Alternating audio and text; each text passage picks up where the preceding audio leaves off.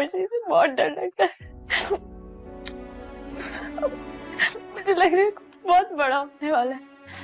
जब से इस मनहूस सबस कदम वाली लड़की के पैर मेरे घर पे पड़े हैं, मेरा तो हंसता बसता घराना ही लुट गया है। ये सब क्या देखना पड़ रहा है? अच्छा है मैं अंधा हूँ। या अल्लाह जी, मेरे बच्चे को अपनी हिफ्ज़-ओ-मान में रखना।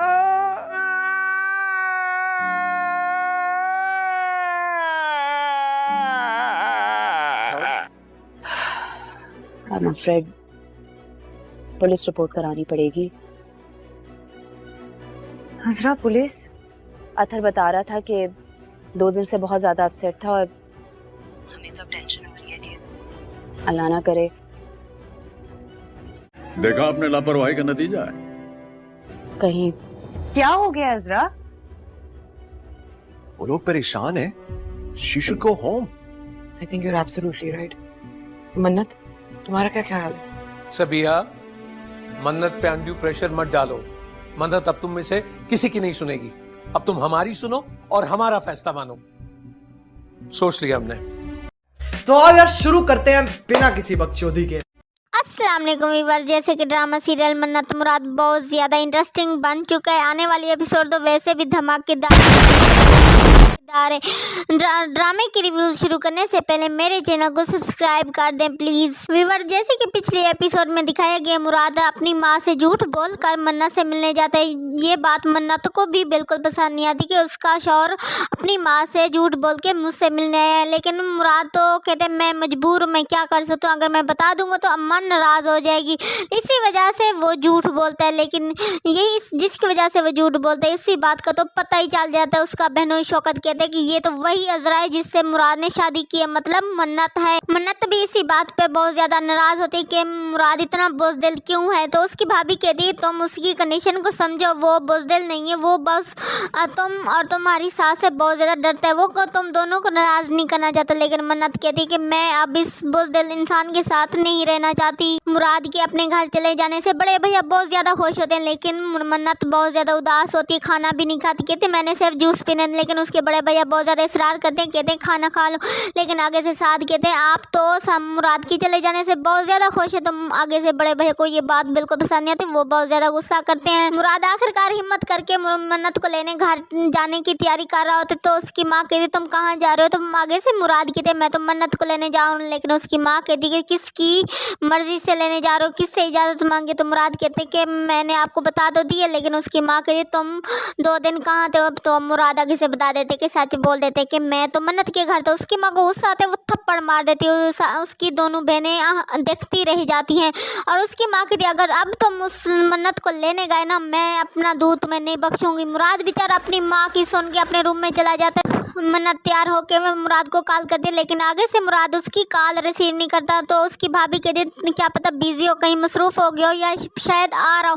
तो उसका भैया कहते चलें कॉल करके पता कर लेते। आगे से निकी कहती है मुराद भाई तो घर पे नहीं है। तो उसकी बड़ी बहन कहती है कि तुमने झूठ क्यों बोला।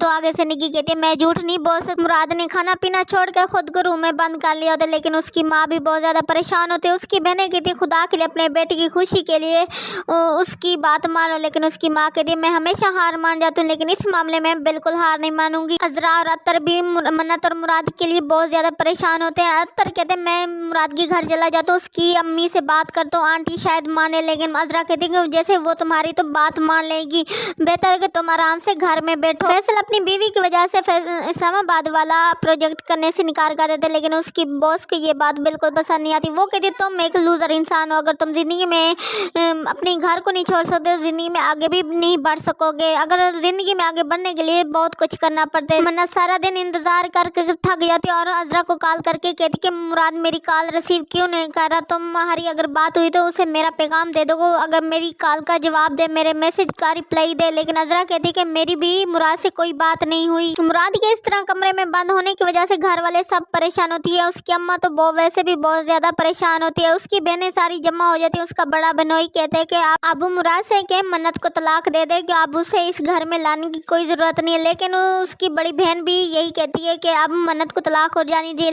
लेकिन उसकी बड़ी आपा और निगिया रूम से बाहर आ जाती है और उसकी आपा कहती है आप लोगों का दिमाग ख़राब हो गया, पहले ही मुराद बहुत ज़्यादा परेशान है, अब आप लोग उसकी ज़िंदगी में जहर घोलेंगे।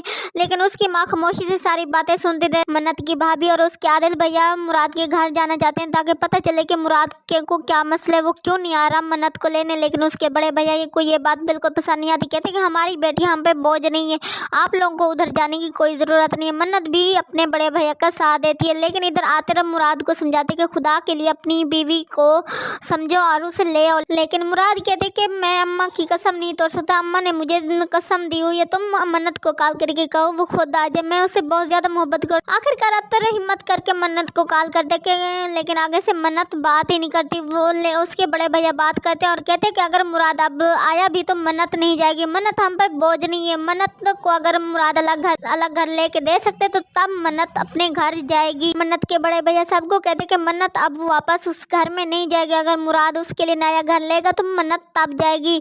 तो उसकी भाभी कहती कि आप प्लीज़ मन्नत को उसके घर में जाने दें। तो मन्नत के बड़े भैया कहते कि मन्नत की शादी मैंने की थी, अब फैसला भी मैं करूँगा। लेकिन उसकी भाभी को गुस्सा आ जाता है और वो कहती कि मन्नत और मुराद पहले एक दूसरे को जानते थे, वो एक दूसरे से मोहब्बत करते थे। लेकिन ये बात मन्नत के बड़े भैया को पता चलती तो वो उसकी आंखें फटी रह जाती हैं। इस तरह मन्नत और मुराद की लव मैरिज का सभी को पता चल जाता है। मुराद की माँ कहती अब तुम्हें मन्नत को तलाक देनी होगी, मैं उसे कभी अपनी बहू बर्दाश्त नहीं कर सकती। लेकिन मुराद खामोशी से मासूम सी शक्ल बना के सारी बातें सुनता रहते। मुराद आखिरकार तंग आके खुद को ख़त्म करने का इरादा करते। वो खुद को शूट करने के लिए तौल निकाल के अपने सर पे रखते थे। उसकी माँ चीखना पुकारना शुरू कर देती है। व्यूअर्स, आने वाली एपिसोड बहुत ज़्यादा इंटरेस्टिंग है, आप हमारे साथ जुड़े रहें, हमारे रिव्यूज़ देखते रहें, मेरे चैनल को सब्सक्राइब करना ना भूलें। आप अपना बहुत ज़्यादा ख्याल रखें। अल्लाह हाफिज़। अब अगर तुम लोग नए हो तो सब्सक्राइब करो, वो जो लाल वाला बटन है उसके साथ स्कैम करो या फिर महफिल जमाओ, मुझे नहीं पता, बस क्लिक हो जाना चाहिए। अब मैं भी